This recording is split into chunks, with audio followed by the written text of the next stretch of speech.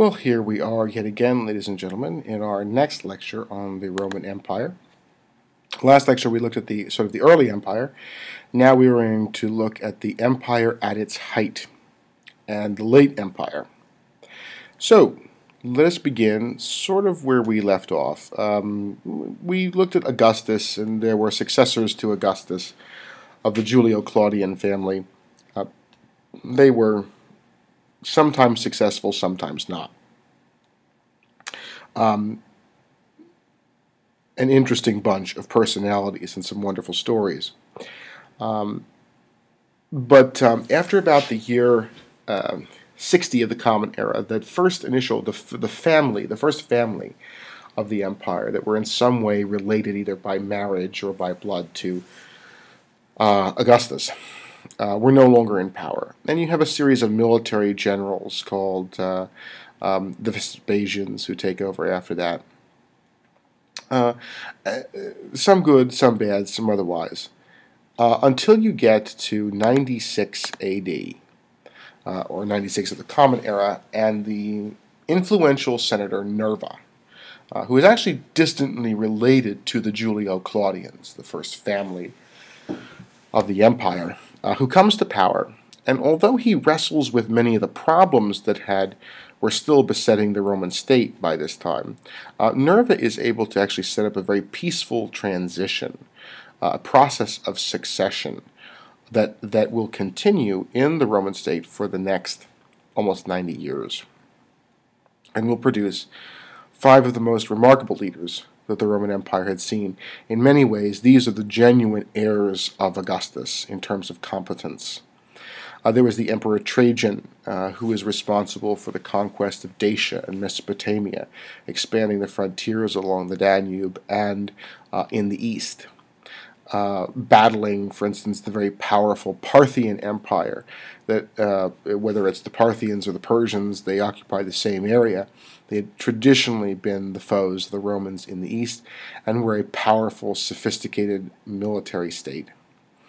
The only ones who could really rival the empire, the Roman Empire.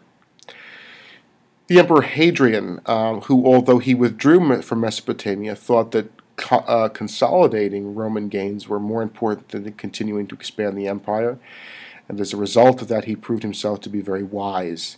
He saw that the empire might have been overstretched by Trajan, and therefore decided that it was better to rule an area that Rome could defend, rather than terminally weaken the empire by trying to defend areas that it just simply did not have the resources to defend. Hadrian was also a great patron of the arts. He loved Greek literature and learning, and really transformed the Roman state as a cultural center through encouraging the Greek arts. Antoninus Pius is probably the least known of the 5 good emperors, largely because it was such a peaceful part of this time period, and that his ambition was really to codify and reorganize centuries of Roman law codes that had built up and were somewhat disorganized. So the not-so-glamorous task of reforming the legal codes made Antoninus Pius a great hero among legal scholars, and allowed for the efficient functioning of the empire for centuries to come, despite having even some quite bad emperors after the year 180. The last of the so-called 5 good emperors was Marcus Aurelius. For those of you who are familiar with the movie Gladiator, he is the man played by Richard Harris at the very beginning of the movie Gladiator. Rules for nearly 20 years. And he is responsible again for stabilizing the frontiers of the empire, both against the old foe, the Parthians in the east, in Mesopotamia, and against the Germanic tribes across the Rhine and Danube frontiers. He creates a series of buffer provinces on the other side of the Danube that are designed to protect the mountain passes that come down into Italy. And so, really one of the first Roman generals to contend with that frontier element. Here we see a bronze equestrian of Marcus Aurelius, one of the only surviving bronze statues of a Roman emperor. This is actually no longer outside, the original is inside, but we can see Marcus there, the conquering general. Also the bearded figure here, a little bit the philosopher emperor, and he was known for his love of Greek Stoic philosophy that was all the rage in Rome, and wrote a series of meditations himself that are quite well known. And so he truly is what Plato imagined as the philosopher king, the philosopher ruler. Unfortunately, there were 5 good emperors and some not so great emperors after 180. And in particular, between 235 and 284 CE, the empire was nearly destroyed. There were a number of problems that beset the empire in what is called the crisis of the 3rd century, a nearly 50-year period of virtual chaos in the imperial state. Everything from devalued currency, where the Roman coinage was melted down and less gold put in each coin to make it worth less, to attacks from the Persians, no longer the Parthians, but now the Persian Empire in the east, as well as the Germanic tribes across the Rhine and Danube frontiers. There were a series of short-lived emperors with military backgrounds. There were nearly an average of 1 emperor every 6 months throughout this time period, so real instability in that important office. There was the continued persecution of Christians. People were disturbed by the rise of this military cult, and so there was religious instability. And out in the provinces, the municipal aristocracy was not doing well. Which had formed the backbone of the small towns that cropped up in the provinces was leaving.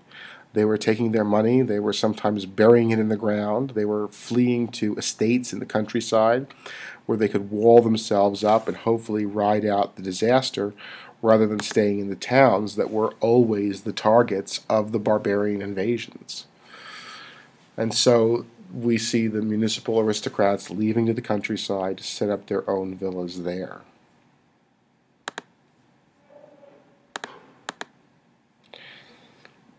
Another remarkable emperor comes to power in 284, whose name is Diocletian.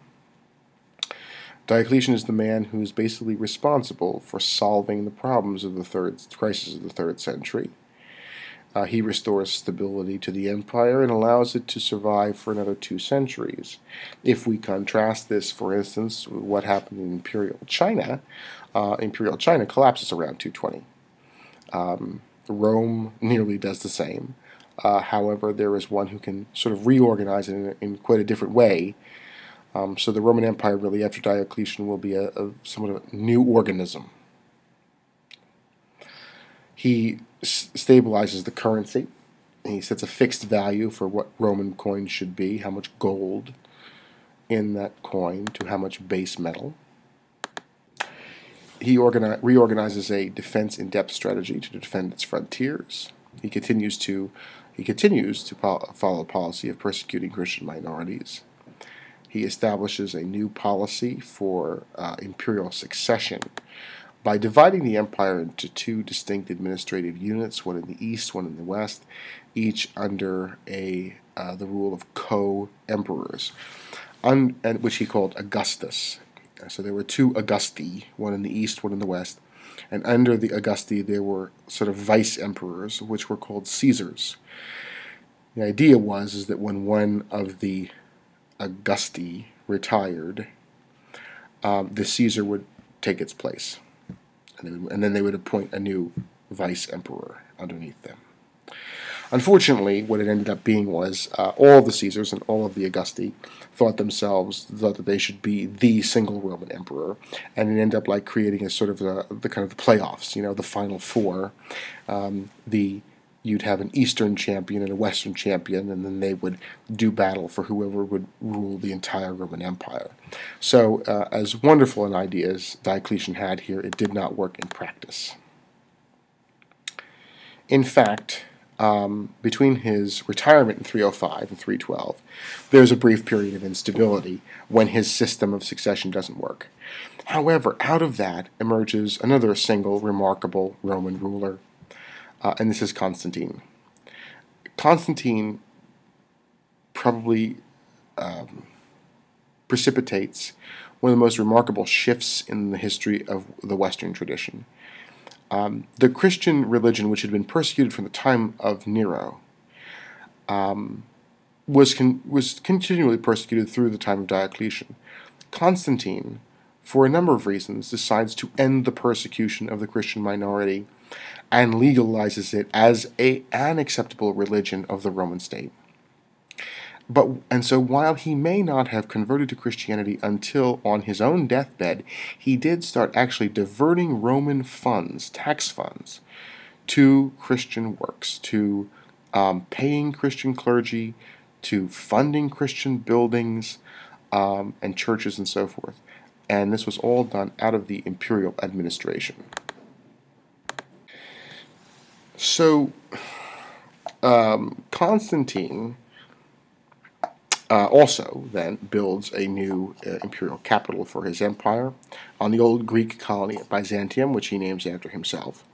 It's called Constantinople. And he really, for much of the time, actually will reside in Constantinople, leaving the management of the city of Rome to either his sons or to the local bishop of Rome, who tradition calls the Pope.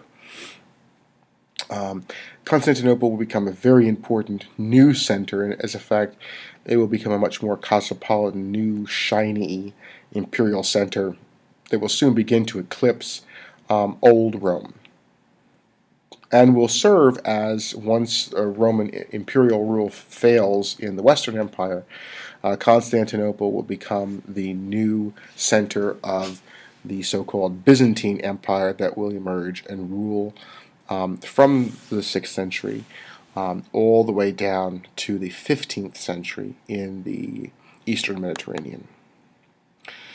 Here we have the Triumphal Arch of Constantine. What's very interesting architecturally about the Arch of Constantine is that it's not entirely a new structure. It borrows some of its elements, the columns, the bases.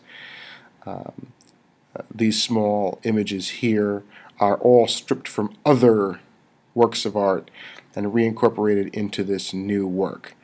That's something very different. Some art historians say that that's an example of Roman decline, but you can actually see its position right here next to the Colosseum. So, next to the Colosseum, boom, Arch of Constantine, Triumphal Arch. Okay, and you can see actually in relationship to the Colosseum how big that Triumphal Arch it is in a massive structure for a single arch. Well, for about another 50 years or so after Constantine's time, the Roman state is fairly stable under his family. Constantine is probably one of the first emperors, really, to effectively get generations of his descendants to rule after him in both the Eastern and Western Empire. After 375 CE, however, the Roman state came under increasing attack from Germanic tribes, Gothic tribes as they're called, across the Rhine and Danube frontiers. One notable instance was in 378 when a Roman imperial army under the direct command of an emperor was destroyed at the Battle of Adrianople. And this was the first time an emperor had been killed in battle against the barbarians in many years. The Emperor Julian, in 363, died while on campaign, but not directly in battle. In some cases, Roman authorities were able to ally with these tribes and stop the immediate crisis.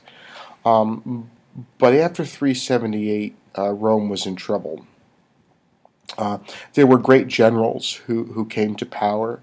For instance, Aetius, who was able to play a game of cat and mouse against the Huns under Attila, form alliances, and at best was able to fight the Huns to a draw. By 450, the Huns, who had actually invaded the Italian peninsula, withdrew. But even a great general like Aetius doesn't last forever. There will be jealousies, there will be rivalries, and they will fall from power. And by 476 CE, other generals. And this time now the generals are mostly come from the Germanic tribes themselves. They are the great war leaders. So the Roman emperors enlist the Germanic tribes to fight against other Germanic tribes.